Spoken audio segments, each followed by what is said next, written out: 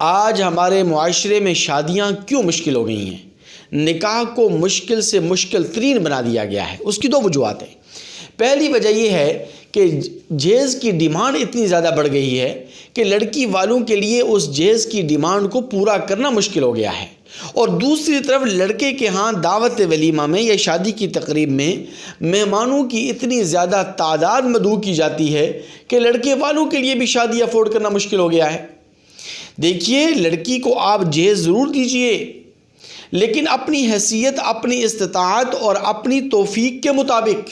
میں آپ کے سامنے ایک عجیب واقعہ عرض کر دوں، اور یہ واقعہ حضرت مولانا شاہ ابرار الحق صاحب، جو کہ بہت بڑے جید عالم دین ہیں، انہوں نے مسجد کے اندر بیٹھ کر یہ واقعہ سنایا ہے۔ اب ایک عام آدمی جو ایک جاہل آدمی ہو، ایک ان پڑھ آدمی ہو، ایک عام دنیا دار آدمی ہو، وہ بھی مسجد میں بیٹھ کر غلط بیانی نہیں کر سکتا، لیکن اتنا بڑا عالم دین کیسے غلط بیانی کر سکتا ہے یا مبالغہ آرائی سے کام لے سکتا ہے؟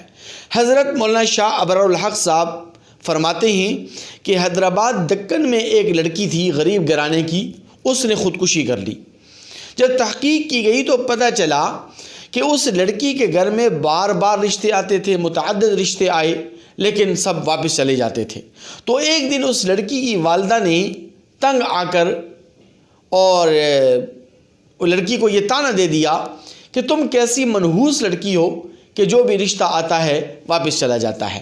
حالانکہ نحوست اس لڑکی میں نہیں تھی، بلکہ جہیز کی ڈیمانڈ اتنی زیادہ تھی کہ گھر والے اس جہیز کی ڈیمانڈ کو پورا نہیں کر پا رہے تھے۔ تو آپ لڑکی کو جہیز دیں، جہیز دینے کی کوئی ممانعت نہیں ہے، لیکن اپنی حیثیت، اپنی استطاعت کے مطابق جہیز دینا، اس میں کوئی قباحت بھی نہیں ہے۔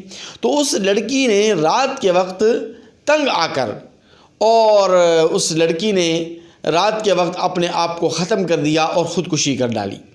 تو دیکھیے، اس جہیز کی لعنت نے اور اس جہیز کی ڈیمانڈ نے اب لوگوں کی جانیں لینا شروع کر دی ہیں، اور دوسری طرف لڑکے کے ہاں دعوت ولیمہ میں مہمانوں کی تعداد جب تک 1000، 2000، 3000، 5000 تک نہ ہو، اس وقت تک ہماری دعوت ولیمہ کی جو تقریب ہے وہ منعقد نہیں ہوتی۔ میں آپ کے سامنے ایک عجیب واقعہ عرض کر دوں۔ بخاری شریف کے اندر یہ واقعہ موجود ہے۔ نبی کریم صلی اللہ علیہ وسلم کے جلیل القدر صحابی رسول ہیں حضرت عبد الرحمن ابن عوف رضی اللہ تعالی عنہ۔ یہ وہ جلیل القدر صحابی رسول ہیں جنہیں جماعت صحابہ میں سب سے زیادہ مالدار سمجھا جاتا تھا، اور ویسے بھی حضور اکرم صلی اللہ علیہ وسلم کے جو صحابہ تھے وہ آقا علیہ الصلوۃ والسلام پر اپنی جانیں نچھاور کرنے والے تھے، جان نثار صحابہ اکرام تھے۔ ان کی شادی ہو گئی، نبی کریم صلی اللہ علیہ وسلم کی خدمت اقدس میں حاضر ہوئے۔ وَبِهِ أَثَرُ صُفْرَةٍ، بخاری شریف کے الفاظ ہیں کہ ان کے کپڑوں کے اوپر پیلے قسم کے، زرد قسم کے زعفران کے نشان تھے۔ فَسَأَلَهُ رسول اللہ صلی اللہ علیہ وسلم، نبی کریم صلی اللہ علیہ وسلم نے ان سے پوچھا، عبد الرحمن، یہ تمہارے کپڑوں پر یہ زرد قسم کے پیلے رنگ کے زعفران کے نشان کیسے؟ تو حضرت عبد الرحمن بن عوف رضی اللہ تعالیٰ عنہ عرض کرنے لگے، فَأَخْبَرَهُ أَنَّهُ تَزَوَّجَ امْرَأَةً مِّنَ الْأَنصَارِ، کہ یا رسول اللہ، میں نے ایک انصاری عورت سے شادی کر لی ہے، اس سے میرا نکاح ہو گیا ہے۔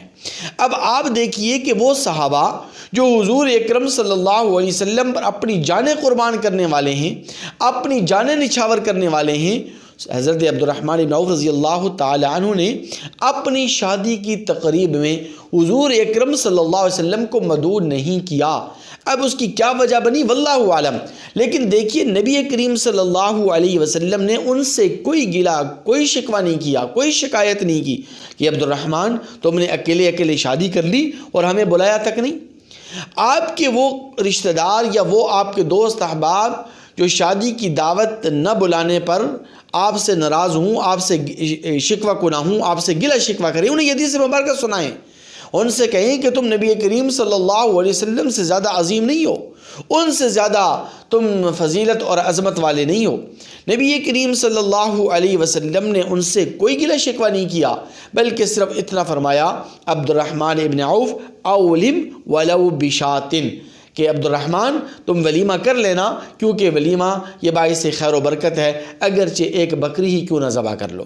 تو دیکھیے نبی کریم صلی اللہ علیہ وسلم کے اس عمل نے ہمیں یہ بتلا دیا کہ شادی کی تقریب میں یا دعوت ولیمہ میں اتنے زیادہ مہمانوں کو بلانا کہ اتنی تعداد میں مہمانوں کو میزبان افورڈ نہ کر سکیں، یہ کسی بھی طرح مناسب نہیں ہے۔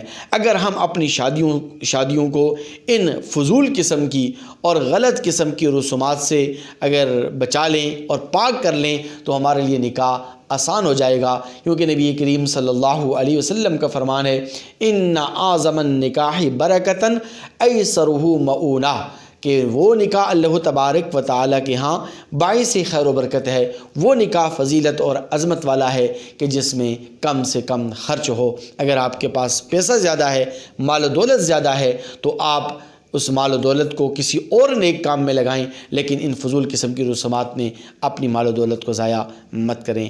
اللہ تعالی ہمیں عمل کرنے کی توفیق نصیب فرمائے۔